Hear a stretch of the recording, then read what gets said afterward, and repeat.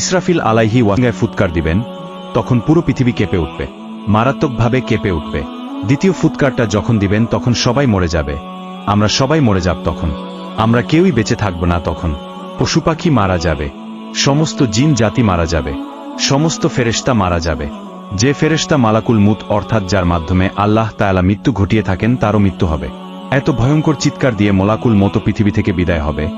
আল্লাহর হাবিব সাল্লাল্লাহু আলাইহি ওয়াসাল্লাম বলেন, ওই চিৎকার যদি পৃথিবীবাসী শুনত তাহলে আলাদা করে ইসরাফিল আলাইহি ওয়াসাল্লামকে সিংহায় ফুৎকার দেওয়া হতো না।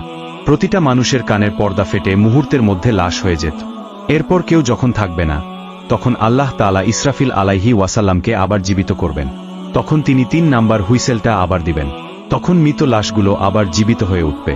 হযরত ইসরাফিল আলাইহি ওয়াসাল্লামকে একমাত্র এই একটি কাজের জন্য পৃথিবীতে সৃষ্টি করেছেন। সৃষ্টির পর থেকে তিনি আজ অবধি হুইসেল টানিয়ে আল্লাহর আরশের দিকে তাকিয়ে আছেন।